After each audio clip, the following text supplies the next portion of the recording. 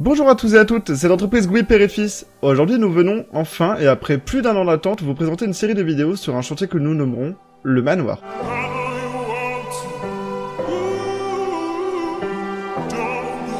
Pour commencer cette série de vidéos, nous allons commencer par vous présenter la pose du plancher chauffant s'étant faite sur les 2 étages, ainsi que de la pompe à chaleur. Durant tout le long de cette vidéo, vous pourrez voir un plan du chantier avec l'illustration indiquant où nous sommes et vers où nous regardons. Le point rouge étant nous-mêmes et l'onde colorée en dégradé, notre point de vue. Il sera cependant retiré par la suite pour éviter tout désagrément visuel. Cela étant dit, voici directement Monsieur Gouy en train de réaliser de diverses mesures afin de prévoir la pose de la nourrice à 6 circuits. Celui-ci s'occupe de faire les joints filasse afin de les passer ensuite à son fils qui s'occupe de les serrer et qui lui repassera par la suite afin de les sertir.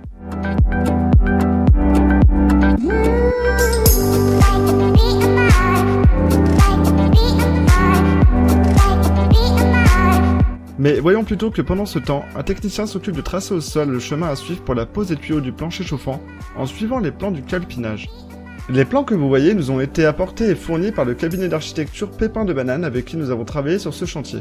Celui-ci nous a notamment permis d'établir le calpinage permettant la répartition des circuits de chauffage du plancher chauffant comme vous pouvez le voir sur le plan. Nous pouvons voir ici les différents endroits du manoir avant la pose des tuyaux du plancher chauffant. La pose du plancher chauffant ne compte pas moins de 1,5 km de longueur de tuyaux. C'est une valeur et mesure dédiée habituellement aux bâtiments industriels et que l'on ne voit que très rarement chez des particuliers. De nombreux autres travaux ont été réalisés dans le manoir, mais nous les verrons dans d'autres épisodes, comme notamment la cuisine ou encore les 2 salles de bain.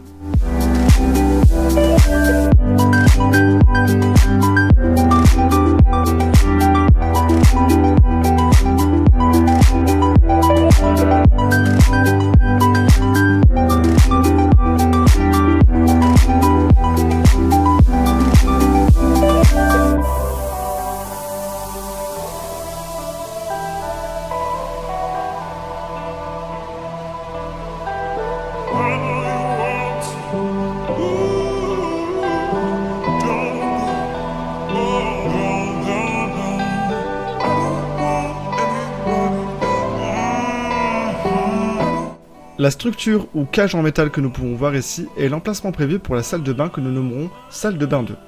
Nous verrons bien évidemment sa création, évolution et finalisation dans une autre vidéo.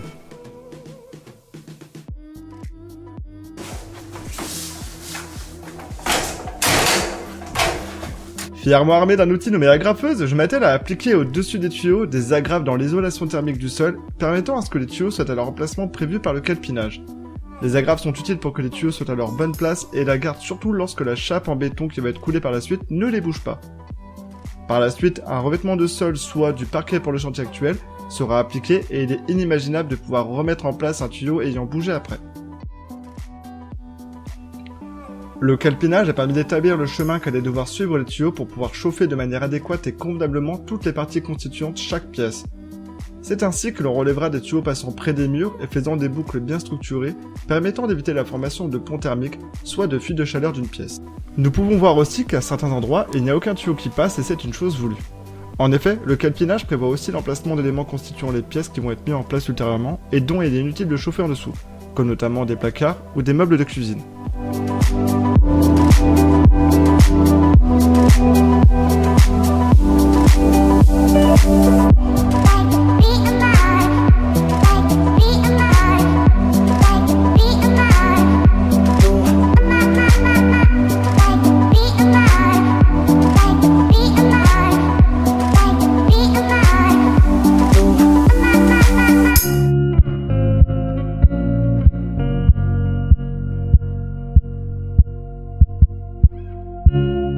Les tubes posés sont des tubes PER de 16 mm de diamètre BAO, soit barrière anti-oxygène. Il y a 3 types de nourrices différentes qui ont été mises en place, une à 10 circuits pour toute la partie inférieure, une autre à 6 circuits pour l'étage supérieur, et une dernière à 3 circuits. Les 2 dernières n'ayant pas pu être assemblées pour n'en faire qu'une pour cause de la pose d'escalier prévue entre les 2 paliers d'étage.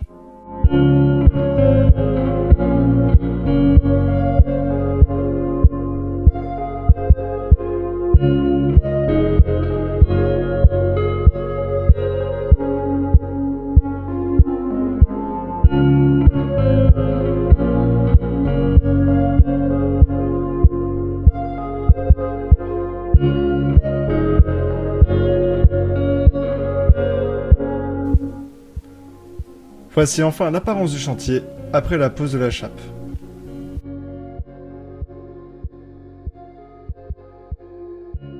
Nous sommes ici à l'emplacement de la pompe à chaleur provisoire en attendant l'installation de la définitive qui nécessitait la coulée de la chape en béton avant. Nous pouvons voir une photo de la nourrice et des tuyaux qui en partaient juste en haut à droite avant que la chape ne soit coulée pour un aperçu d'un avant-après très fonctionnel. Nous passons ensuite dans la pièce de la bibliothèque, puis dans le dressing,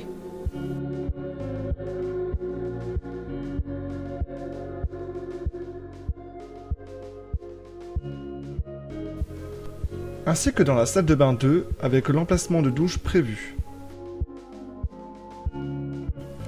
Ensuite, passons dans la chambre,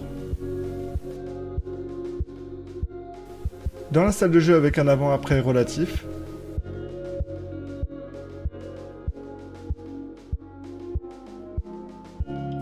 puis enfin dans la buanderie, et voyons enfin le résultat final.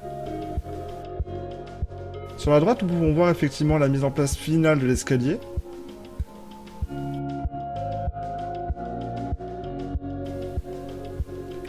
Nous retrouvons le dressing finalisé par le menuisier, où la nourrice est cachée et mise en non apparente derrière un panneau en bois dans un placard. Le plan de mise en place de la pompe à chaleur était prévu en vue aérienne par le cabinet d'architecture. Ainsi, M. Gouy l'a adapté et réalisé en vue de face, afin de faciliter la compréhension pour le technicien, et aussi la préparation des pièces et travaux nécessaires à la réalisation de ce travail.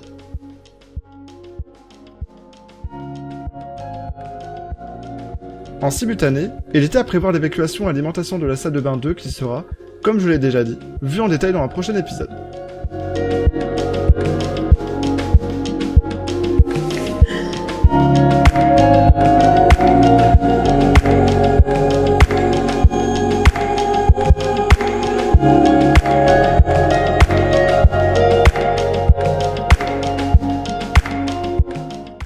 Nous pouvons relever la bonne mise en place en correspondance au plan du vase expansion en rouge sur la gauche, de sa console, la bouteille de mélange située à droite en bleu, de l'unité d'extérieur qui, elle, est située dans l'autre garage dont nous n'aurons pas la visibilité mais nous pouvons relever aussi et surtout le bon savoir-faire nécessaire à tout ceci.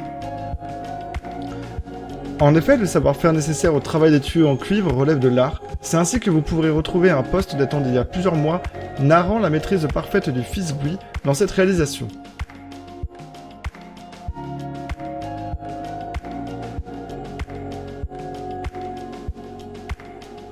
La pompe à chaleur, une fois le chantier entier finalisé, se trouvera dans une pièce aménagée et prévue à cet effet dans le garage. Nous prenons la peine de remercier premièrement le client pour sa confiance continue sur les différents projets réalisés chez lui, mais aussi le cabinet d'architecture Pépin de Banane. Nous n'oublions pas non plus nos fournisseurs du matériel posé, notamment Clim Plus pour tout ce qui concerne la mise en place de la pompe à chaleur, ainsi que Richardson pour tout ce qui concerne la pose du plancher chauffant.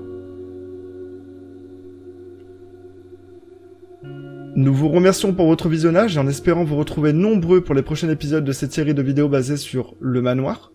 En vous souhaitant une très bonne fin de journée, c'était l'entreprise Gouy Père et Fils. Au revoir.